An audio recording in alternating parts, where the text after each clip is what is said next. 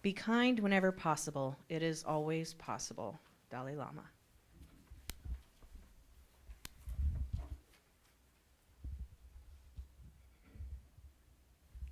If you are motivated by loving kindness and compassion, there are many ways to bring others happiness right now, starting with kind speech. Thich Nhat Hanh.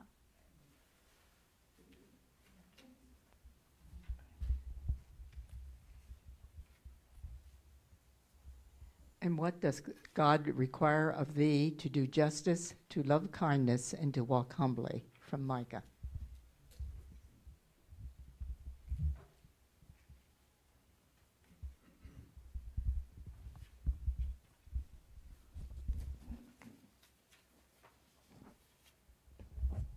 Ah, kindness. What a wonderful way to show another struggling soul that there is still good in this world.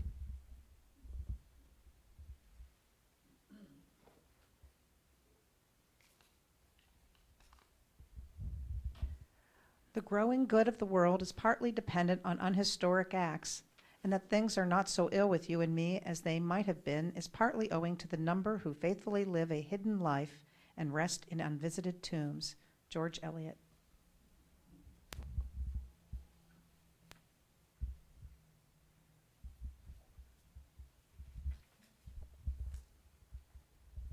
No one is more worthy of your kindness and compassion than you are. Thich Nhat Hanh.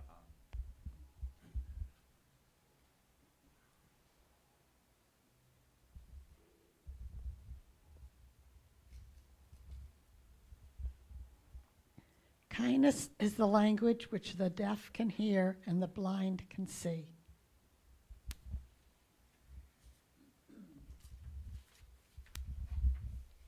Be kind to others even though you feel you don't deserve it, for they're the ones who usually need it most.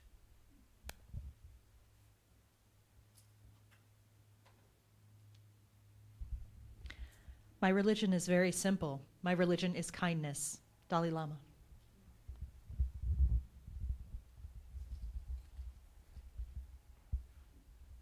Today I bent the truth to be kind, and I have no regret, for I am far surer of what is kind than I am of what is true.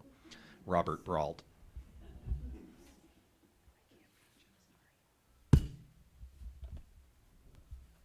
Galatians 5:22 and 23. But the fruit of the Spirit is love, joy, peace, patience, kindness, goodness, faith, gentleness, self-control. Against such things there is no law.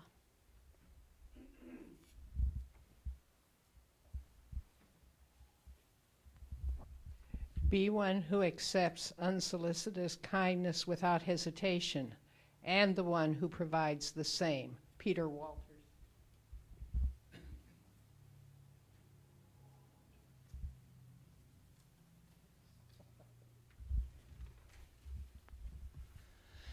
If love were the central practice of a new generation of organizers and spiritual leaders, it would have a massive impact on what was considered organizing. If the goal was to increase the love rather than winning or dominating a constant opponent, I think we would actually imagine liberation from constant oppression. We would suddenly be seeing everything we do, everyone we meet, not through the tactful eyes of war, but through the eyes of love. We could see that there's no such thing as a blank canvas, an empty land, or a new idea. But everywhere there is complex, ancient, fertile ground full of potential. Adrienne Marie Brown.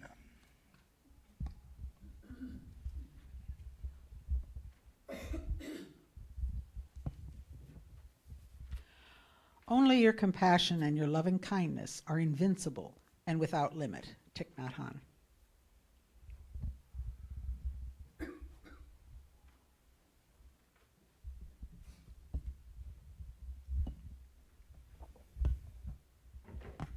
You can be right or you can be kind. Ram Dass.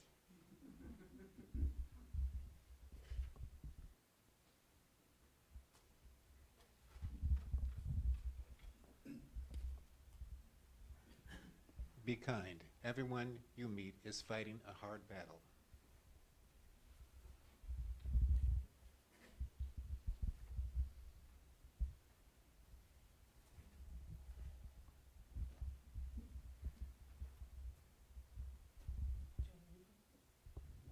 Will you read one?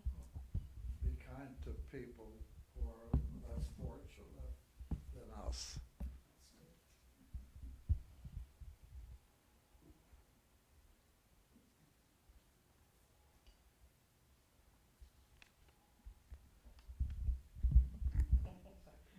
O God, teach us to love without reservation or restriction.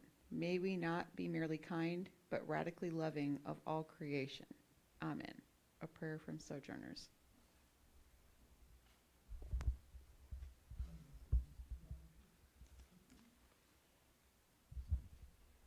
When words are both true and kind, they can change the world. Buddha, or so I'm told. Hi. No. Be kind, always.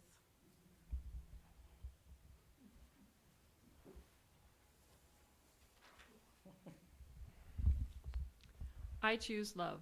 Hate is too great a burden to bear. MLK.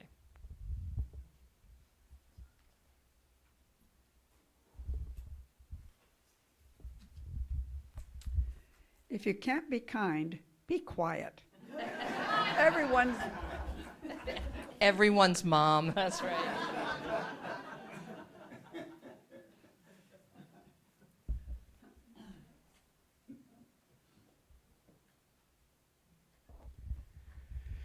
Kindness.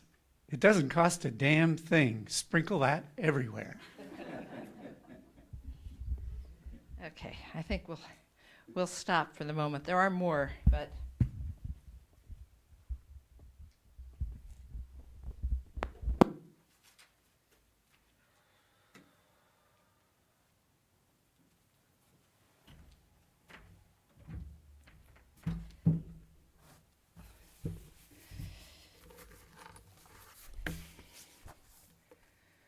when Ann Herbert first wrote of random acts of kindness, she was encouraging us to do random acts of kindness and senseless acts of beauty to stand against a too often repeated and executed random acts of violence and senseless acts of cruelty. Her phrase caught the world's attention immediately. But very quickly, this became a phrase you could find on discount store art. Probably a fairly good indication that it's outlived its punch. Then it became a tagline for the prosperity movement. It was a tool to be used to cause bounty to rain down on you. Do kindness so that you might receive kindness. Attract kindness from the universe, who may or may not be random depending upon where the science is today. Pay the bridge toll for the guy 2 cars behind. Buy someone at Starbucks a coffee. Make extra work for the toll taker. Was it the 2nd or the 3rd car? I don't remember. Leave the Starbucks person with an unbalanced till and an inability to take the change as a tip. Be generous so that the universe knows that you're a person who can afford to do kind things and will send you more money so that you can be kinder. California in the 90s, it was a thing. I saw people with no means making themselves feel good about buying their own Starbucks that they couldn't afford, and then purchasing one for someone else who probably could have afforded it. It became a concept at least as misunderstood as karma. Kindness is a fundamental religious practice. I also tend to lean on Micah's words when he asks what is required of us, but that we love kindness, do justly, walk humbly. Like the Dalai Lama, I believe kindness is the heart of every religion. Something this important should not be left to randomness. However provocative and new Ann Herbert's original statement was, it has devolved in practice into a fairly shallow injunction. I'm not saying you should never buy a stranger a Starbucks, because we're UUs and I would never tell us what we should or shouldn't do as spiritual practice. But I do think we should check what drives that. Kindness can be, perhaps should be, the daily practice we undertake. It's a particularly UU practice, I think, one that is not fraught with words that give us the heebie-jeebies like prayer or meditation. And kindness is meant to be a way rather than a whim of life. It's different than being nice, deeper. Niceness has to do with manners and starts with self. Manners aren't a bad thing, but they are very culturally dependent. Niceness starts with self. It's an action you learn and then repeat. Kindness concerns itself with the other. It starts with noticing what is needed and responds to what's happening in that moment. I believe that kindness and charity should start at home. We should be kind to ourselves. These days we live in such a paradox. We are so quick to judge ourselves inadequate when it comes to our looks or our talents. We are often not kind enough to find our own beauty in a mirror. But at the same time, we are afraid to judge our own behavior. Or perhaps we still are just avoiding that mirror. But these things are very tied. Not finding ourselves beautiful leaves no room to also kindly see what are flaws. It's too horrifying to have flaws. For a tradition that does not believe in hell, we somehow manage to damn ourselves to wrongdoing by our inability and our unwillingness to see it, acknowledge it, stop it. But if we don't look at our unkindness, we can wind up hanging out there. And then we can prove not kind enough to offer ourselves absolution after catching a glimpse that we don't like in the mirror, not generous enough to forgive ourselves and to begin again in love. Someone posted the most depressing article the other day. It talked about something we may all have thought about, but somehow seeing it in black and white with all the little bits in the same pile made it feel harsher. The title was The Religion of Workism. The notion that you must work 24/7 or have no value. That white men in particular are working themselves to death and not getting ahead, not being in relationship with spouse or others. And you may remember that they've been talking about this in Japan for 10 years. There are people whose brains have blown up in Japan who have worked themselves to death by being available. It's enough. It happens enough that it has a name. In Japan, when you get a job, you often married, not married, being the person that's home with the parents, you rent a cubicle that really is a tiny cubicle, and you sleep in this cubicle for the 3 or 4 hours a night that you're allowed to sleep, and then you're back at work, and then you die.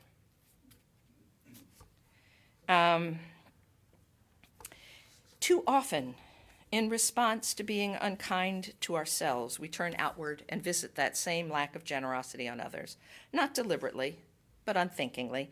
It's so easy in the world in which we live. Life moves so fast. It can be so superficial. Nothing and everything is important. There's no time to eat together, to laugh together, to cry together. And yet, we live in a world in desperate need of kindness. We live in a village that's in need of it.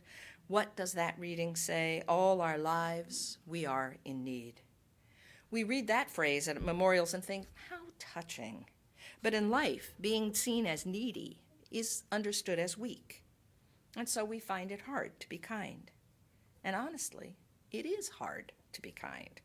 It's easy to be startled out of it. When we're frightened, when we're mad, when we're tired, kindness can be elusive. That's why it's a practice. And in some ways, it's a preliminary practice. We read the quote from Sojourners, "O God, teach us to love without reservation or restriction. May we be not merely kind, but radically loving of all creation." Christina encouraged us last week to radical hospitality. But the premise here is that love lies beyond kindness. Lenore talks about how hard it is with the meta-meditation to send that to people we are at odds with. Again, that's why it's a practice. You don't get good at this unless you do it over and over. I never understood practice, not really, until I met Steve Mitchell. With all his years of experience, he still spent hours every day making sure that he could hit the drum at exactly the same spot with the same force 50 times in a row. Miss a beat, start over. Blessings on you that you managed to live with, Phil, with this, because that was the practice that said separate housing to me. Right. When Steve's hands allow now, which is not often, he does what he can, and years of muscle memory mean he can play far beyond his physical ability. I know the PT folk are astonished at Steve because he'll be sitting here like that, and if he can get his hands around the stick, he's got his spot in the center of that drum that it's amazing. I write every day, thanks for his teaching me how to practice. He was a better drummer for it. I'm a better writer than I was, with a far larger body of work than I might otherwise have had. I'm also a better person because I keep trying to say the same words about peace differently. Am I kinder than I was? Am I a better peacemaker? I hope so. And I hope I'm also a better practitioner, even if it's not innate. If I do it every day, I have to occasionally meet the mark, right? I mean, it says in statistics, which I know nothing about, that at some point, you'll make it. Kindness is the same. You use the same stroke again and again, and when you get startled and you miss, when you mess up, you begin again in love. This is a congregation of the faithful. I've grown to like that term. We're faithful to what we believe. We don't believe the same things. What we have in common is that practice of faithfulness, that faithful practice. And I believe that kindness is our task. We come here for many reasons. At least one of them is because we're fragile and need community around us. We hunger for kindness, and we thrive in it. Our needs are complex and varied. We're far more diverse than we look, and yet remarkably the same. Our fragility can be about our work, our health, both mental and physical, our relationships, our finances, the way we look, the way we, some committee we're on or we're not. We're not here to solve all those problems, but we can offer each other solace and support. To be responsible to kindness, we must pay attention to what's happening around us and what's happening in our midst. Kindness is specific to the moment. It is fluid, demanding we keep learning about things we may have thought were settled. It is accountable. You can't be kind in a vacuum. Both of these things mean that it's challenging. Sounds a lot like a spiritual practice. We all have to work to do with this. We have questions to ask ourselves, forgiveness to give ourselves, and then it only spreads outward. We also have a community to maintain, and a wider community of which we are a part. These are tough financial times. Prices are soaring for rent, food, gas, education, and all those little things we like to call incidentals like cars, healthcare, dental work, for instance.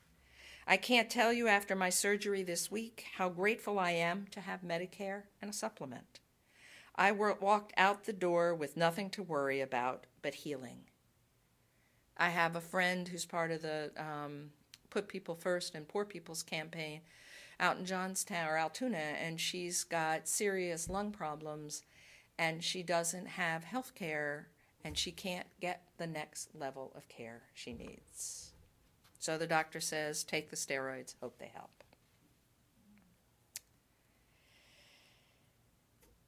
Living life in this economic change is a lot like living in climate change. People who thought their houses were located at a safe distance from the water are now discovering their lakes and creeks and oceans and even that little rill that runs beside your house are moving closer to their houses, or the mountain is moving down. What seemed like adequate salary with soaring health costs, among other things, isn't necessarily. and too many wages have stagnated for decades. We allow the conversation to continue in favor of corporations rather than people. Although, did you see that Lake Erie just became a person? They made the decision that Lake Erie had the same rights as a human being to being taken care of. Or probably, more probably, Lake Erie has the same rights as a corporation. Kindness demands changing the moral narrative.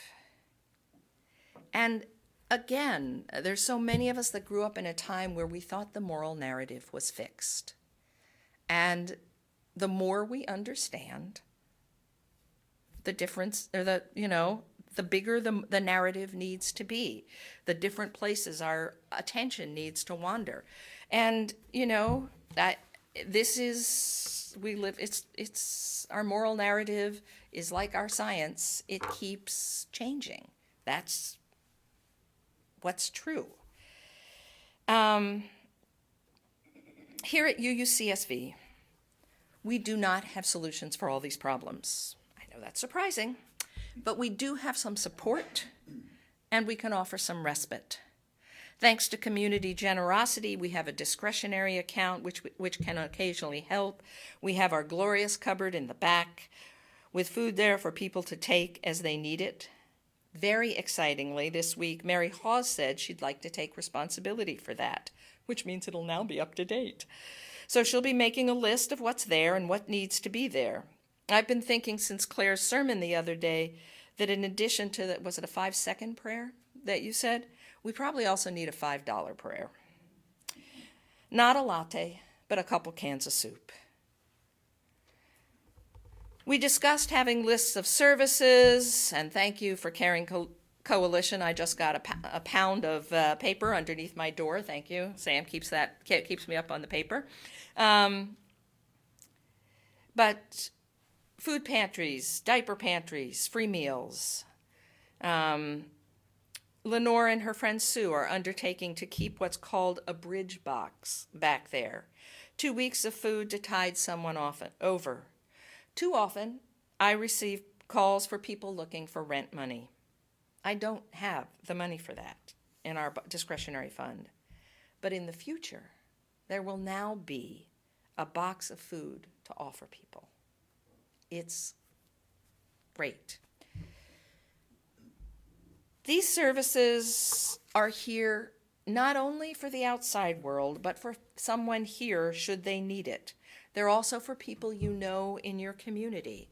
Is there someone who needs cans of soup or some tampons in your life? Manners might indicate that you don't mention it or offer support.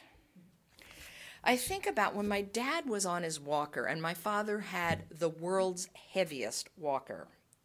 And he had Parkinson's, and he wasn't very stable, and at that point he probably weighed about 2 pounds. So he was pushing the walker, and I'm sort of moving behind him, making sure that he's upright. And when we went to his dentist, there was a very heavy door here, and over there was a very heavy door going in another direction. And there was no way that I could make sure that Sam was upright and that door was open. And finally, I'd get him inside, and then I'd have to go in and ask somebody, who were all sitting there watching us like we were the TV, right? And I said, could somebody hold this door for me? And 3 people would jump up, and they'd be so happy to help me. This is really about giving ourselves permission. And this is what kindness does. Manners makes us sit there and pretend things don't happen. Kindness makes us go, do you need help? Because the answer could be no, in which case we sit down. Wasn't a bad idea if you're sitting at the dental office to get up and down a few times anyway. You're going to be there in a while in the waiting room. But it's a muscle, It's just like hitting the thing. It's a muscle that we exercise to learn how to do that. So if you have friends that you know are struggling, it's back there.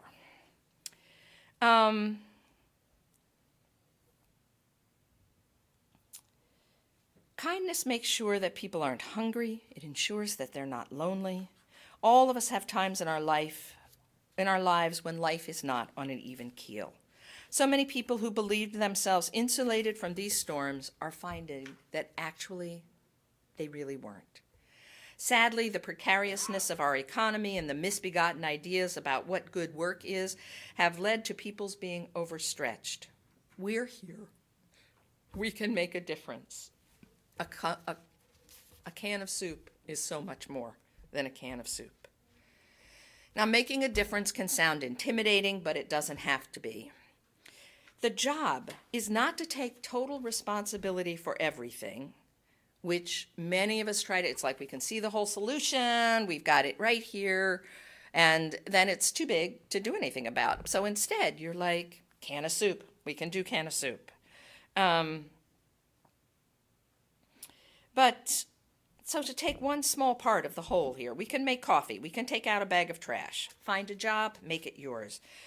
Christina reminded me, I'm not sure if she said this in her wonderful sermon, kindness can be as simple as wearing our name tags. And I'm not wearing mine because I can't wear the necklace, okay? Right. But you walk into a group of 90 people, it's pretty wonderful to be able to rely on name tags. I can't be the only person here who takes a while to learn a name. The prosperity gospel has it wrong. We don't do kindness in order to receive some weird reverse order karma. We do kindness because it's right. But in that doing, we are transformed to our better self, if not our best self. Maybe kindness could be admiring and encouraging. We all have things that we don't do or that we do that we might want to change. Tell a kind friend and then report on your progress and allow your friend to say, way to go. Be kind to your sanctuary. Be kind to this building. It's a miracle we have this building. At a meeting the other day, someone was talking about how much he liked the Civil Rights Standard song, This Little Light of Mine. He said he thought organizing was really helping people to take the bushel off their light. So recognizing that we all have light and saying, maybe I can help you with this. I think that's as fine a description for kindness as I've ever heard. We have beautiful lights. Let's help each other shine. Blessed be.